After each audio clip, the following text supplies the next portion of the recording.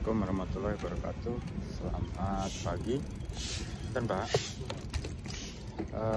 Pagi ini saya dan beberapa rekan, ada Bu Yuniarti Ulfa, mahasiswa S3, kemudian ada Pak Astika Pamumpuni dan Pak Indra Andradinata. Keduanya staf dosen di KK atau kelompok keilmuan geologi terapan. Pak Indranya sendiri juga sedang S3 sekarang. Kemudian ada juga rekan saya Pak Thomas Triadi Putranto dari geologi Undip, serta satu lagi Pak Hari Siswoyo dari Fakultas Teknik Sipil Universitas Brawijaya. Jadi kami beberapa, saya, Bu Ulfa, Astika, Indra, berenam ya. Nah, kami berenam menulis sebuah abstrak yang berjudul Reusable Data is the New Oil. Nah, abstrak ini akan kami kirimkan ke acara seminar di Undip. Nah, konteks dari abstrak kami adalah bahwa seringkali kami menemui data tidak ditemukan, atau data ditemukan tapi tidak dalam bentuk yang bisa dipakai dengan cepat ya, atau reusable istilahnya, bisa dipakai ulang ya dengan cepat. Yang dimaksud dengan reusable atau dapat dipakai ulang dengan waktu yang cepat adalah data yang dibagikan dalam format asli. Misal, kalau selama ini Anda menghimpun data menggunakan aplikasi pengolah tabel seperti Microsoft Excel atau LibreOffice, maka data itu harus dibagikan dalam format natif tersebut ya, format asli, agar para pengguna bisa langsung dapat mengunduh file, membukanya, dan kemudian mengolahnya ya. Nah, contoh yang lain, misalnya ibu dan bapak yang bekerja di bidang geospasial ya, pasti akan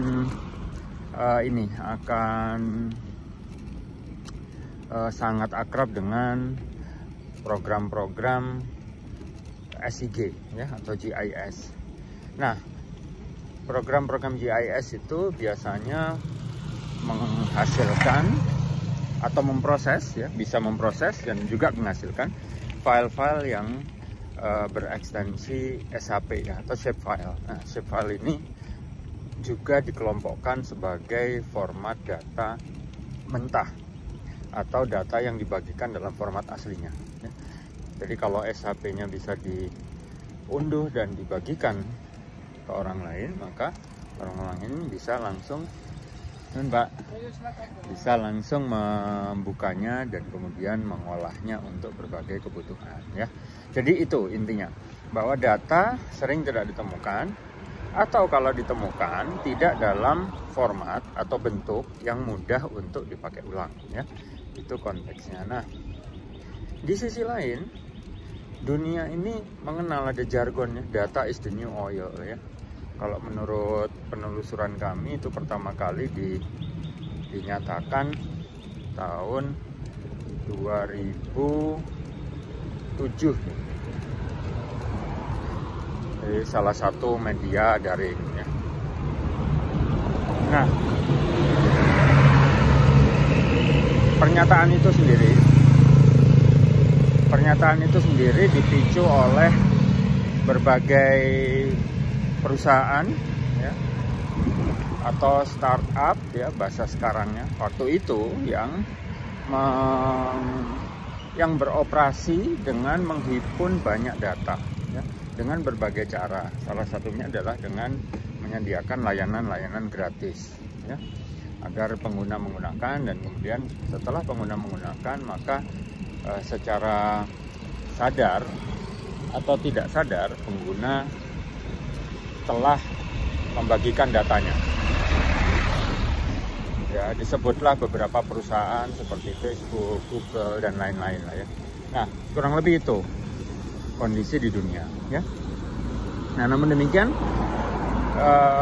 ada gerakan lain ya yang mungkin sudah pernah didengar, yaitu gerakan open data atau data terbuka. Itu gerakan lain itu secara internasional digalakkan, mungkin mulai bergerak masif itu mungkin setelah 2010 ya. Nah, gerakan ini juga mengutamakan karakter data, bahwa selain data harus terbuka dan bisa diunduh, maka data juga harus bisa digunakan ulang ya, untuk berbagai keperluan. Nah, dari situlah kemudian muncullah berbagai format file yang sifatnya terbuka dan mudah untuk dipakai ulang. Misalnya format XML, CSV, TXT, HTML, dan lain-lain ya. Perlu membuka lagi ingatan dan dokumennya untuk bisa menyebutkan semuanya. Nah, jadi begitu kurang lebih. Jadi ada gerakan tentang keterbukaan data, kemudian ada keinginan bahwa data itu bukan hanya terbuka tapi harus bisa dipakai ulang ya.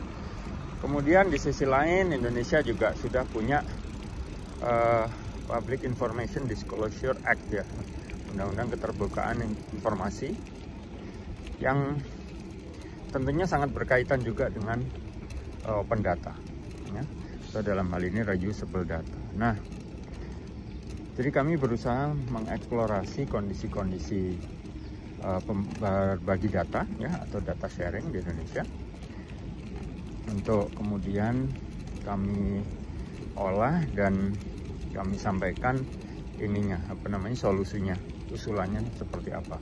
Karena kami melihat solusinya itu lebih bagus kalau tidak centralized ya, tidak terpusat. Akan lebih baik kalau terdistribusi. Namun demikian dengan metode atau bahasa kerennya sekarang protokol data sharing yang sama atau mirip atau merujuk kepada protokol data sharing internasional yang sudah diterima secara luas. Jadi kurang lebih nanti akan kami sampaikan usulan-usulan yang seperti itu sifatnya. Demikian kurang lebih video 9 menit atau 10 menit ini dari kami ya. Saya mewakili para penulis menyampaikan berbagai isi dan rencana pengembangan dari abstrak tersebut. Terima kasih sudah menonton. Link abstraknya akan kami sampaikan di kotak deskripsi.